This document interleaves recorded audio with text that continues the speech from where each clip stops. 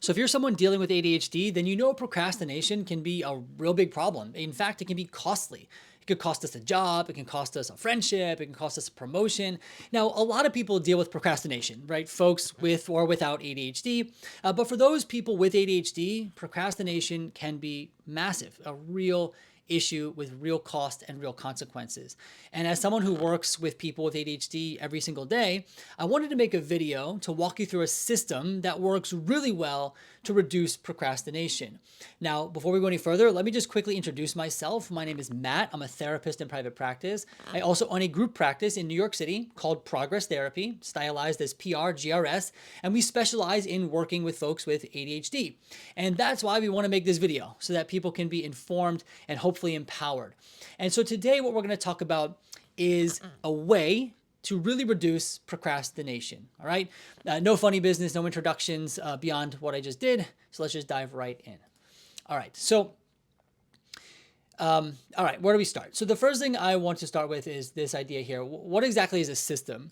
A system is essentially a workflow, right? Or a step-by-step guide for things that we do every single day. Now, almost anything that's repeatable can be systematized. So for example, we can create a system for eating breakfast because we do that every day, hopefully, right? We can create a system for answering emails, right? We can create a system for working out. I mean, you can really create a system for anything.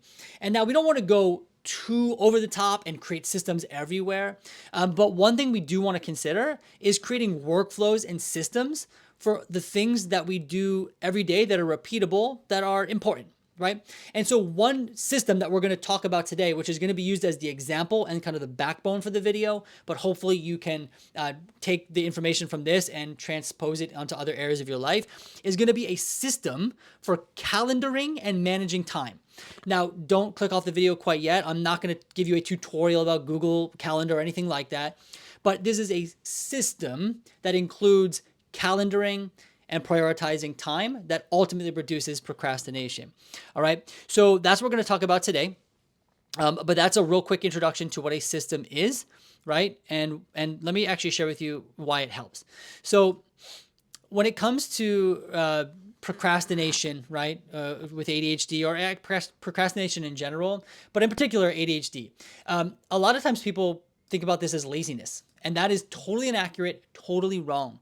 I can do a whole video about procrastination and laziness and all that, but it's not laziness. I can assure you this. People with ADHD dealing with procrastination, they're not lazy. All right. Now, there's a whole bunch of stuff it could be, but one thing I see that happens a lot is a lot of times it's ambiguity. Now, not just ambiguity, right? There's other factors as well. We can go deep here, but for the most part, a lot of times this is a factor. We don't know exactly what to do or where to start. It's a little bit too big and vague, so we just don't get started at all, right? So that's one issue that we want to address. The other thing is, a lot of times we have to make choices. So I don't know if we have a calendar, a day, right, where we're free, we have, 9 to 5, and we don't have much structure in there. We have to make a lot of choices about when to do what and at what time do we do these things, and that can be overwhelming. Right? So we can create decision fatigue and things like that. Systems can help remove the decision fatigue and guesswork. And then number 3 that I didn't add here, but I will now, is just kind of this concept of time management, right? So being able to understand how long something takes, where to plug it in in any given day, how to prioritize. These things can be very difficult for people with ADHD for various reasons. And so the system I'm going to talk about today is going to, number 1, tackle ambiguity. It's going to help remove guesswork, and it's going to help us do time management, prioritization, and actually accurately determining how long something takes so we get it done in a given week. All right. So the core idea here for this video and for what I'm going to talk about is that we are going to come up with a weekly system that essentially externalizes executive functioning. Right? Now, executive functions, I made a video. I didn't actually make a specific video about this, but I mentioned this in another video. Executive functions are very complex, right? But they are things like managing time, making decisions, setting goals. There's a lot that executive function entails. But a couple of them, right, we're going to address today. And a good rule of thumb when it comes to ADHD is, as much as we can, we want to externalize executive function. An example I like to give is time, right? So people with ADHD often have a hard time kind of keeping track of the passage of time or estimating how long something will take. So a simple way to externalize that is a visual clock, right? Or an alarm. So that's just kind of the idea, right? Externalizing executive function. So when we use a calendar system or a calendar in general, we are visualizing time essentially, right? And now we're also able to visually see priorities, and that really helps. And then the other thing is we're making a decision ahead of time about what goes where on the calendar. So we're now not kind of at the whims of our impulses or, deciding whatever we want to do at any given moment, but we've already made the decision ahead of time. And now the task becomes following through and sticking with it. At the very least, it gives us a new decision point. So if we say we're going to do our taxes at 2 p.m. on Thursday, even if we don't do it, we're going to see it and we're going to be able to decide again. All right. And then finally, we want to, again, create a system that we can repeat over and over again, right? And not just do one time, but something that we can kind of ingrain into our life. All right, so let's just dive right into this. So again, I've kind of blanketed this under the term of calendar system. So the first thing that we want to do is actually plan time to quote unquote calendar. I'm going to call it calendaring. Okay. And so I like to encourage people to pick a consistent slot to do this. And this is going to be maybe about 15, 20 minutes. It shouldn't take too long, right? And as we get better at it, it might be even more reduced. But Sunday nights are a good time to do it. But any time that works for you, and you want it to be consistent. So we're going to pick a current slot, right? And this is kind of ironic, but we're going to put the calendaring on the calendar. Okay. So for a lot of folks, if they don't have a thought in mind, I say, let's try Sunday evening, right? Kind of gets us ready for the week. So that's step number one, is just picking a time to do it. Step number two is what I would consider the brain dump. Okay. So let's imagine now it's Sunday evening. That's the time we're doing it. The first thing we're going to do, and we can do this in an audio note, we can do this in a document. We are just going to put out all the things that we need to do, our tasks, the things we're thinking about, our chores. It doesn't really matter. Just kind of brain dump it out. And you want to think through your major life domains: work, personal. Do I have any friends plans coming up, Friendsgiving, something like that? Do I have a chore to do at home? Do I have a work responsibility? So we want to kind of just get all of that out. Okay. Again, we're not filtering it yet. We're just getting it out there. And that's in a blank document where it doesn't matter where you put it, but externalize it, right? I want it externalized. Step number three is we are actually going to open up our calendar of choice, right? So it doesn't really matter what calendar you use. It could be a paper calendar or a digital calendar. The point is we want to find a calendar we actually want to use and can stick with. We don't want to force anything really, right? But if Google doesn't work, then don't use that, right? If the iMac calendar doesn't work, don't use it. But spend some time finding a calendar that actually works. That might take time. Finding one that you like and enjoy that you're willing to stick with. And that's never time wasted, right? Time spent managing time or figuring out how to manage time better is never time wasted. All right. So step number three is going to be open up that calendar, and we're going to plug in the non-negotiables. So if you go to work, you probably have a work schedule. If you have classes, you have a class schedule. If you have appointments like doctor's appointments, we're going to plug those in. And right off the bat, we're going to start to see the gaps where we have free time and where we don't. Okay. The other thing we want to plug in is a wake and a bedtime. Now, this is not to kind of, we can make a whole video about sleep hygiene, but this is more so to create bookends, right? So we can kind of better visualize our day. So, and I tell people to be realistic at the start, right? We can always work to improve our sleep hygiene. But if you wake up at 9 every day, then just put 9 a.m. as your wake up time. It creates a starting point. And if you're going to bed at 1 a.m., 12 a.m., I mean, ideally, again, we could talk about that another time, but put a realistic bedtime because we want to have bookends. Again, this is partially to visualize our time.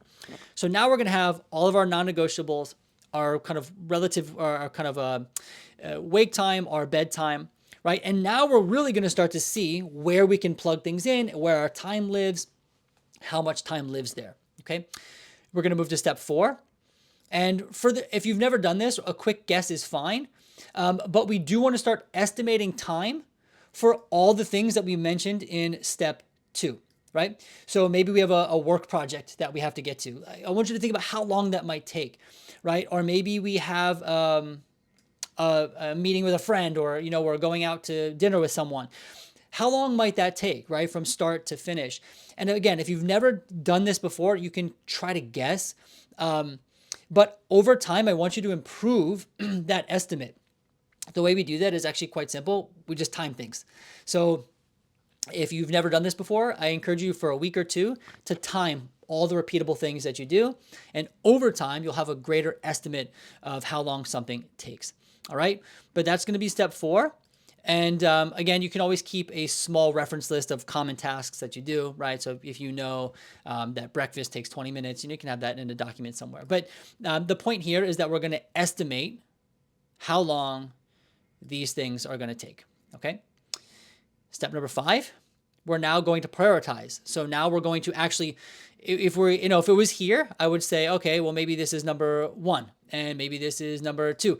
It doesn't really matter, but we want to start to prioritize, right? Not based on feeling, but based on due date and importance and urgency.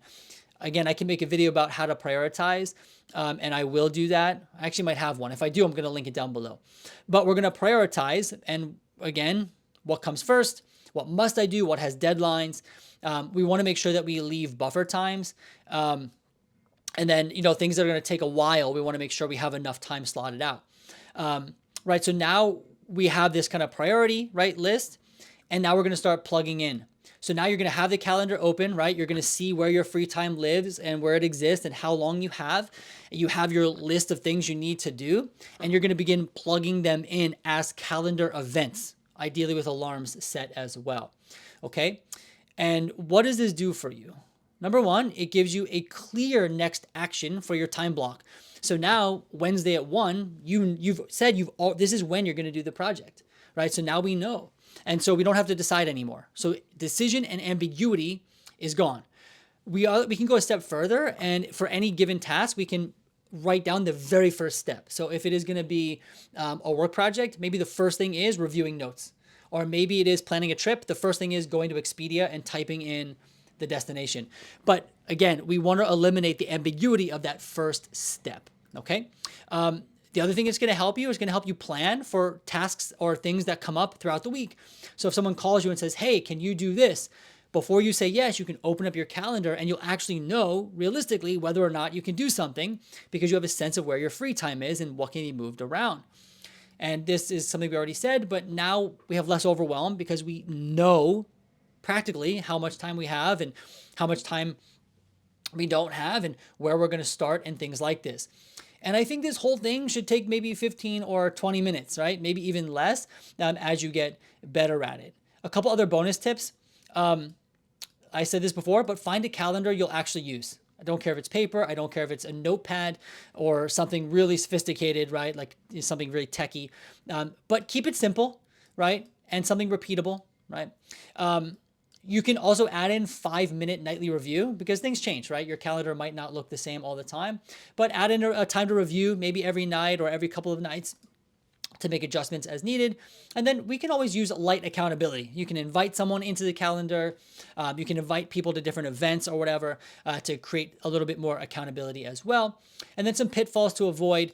Number 1 is obsessing over perfect tools. This is a mean to an end, right? That's all it is. It's a means to an end. It's an ability to procrastinate less and to get more done that you need to get done. So we're not trying to find the most perfect thing, but the thing that helps us achieve that goal the best. The other thing is people with ADHD often are time optimistic, thinking things are going to be quicker than they actually are. So when you're first getting started, it's better to err on the side of more buffer time, more blank space than to try to pack it in, right?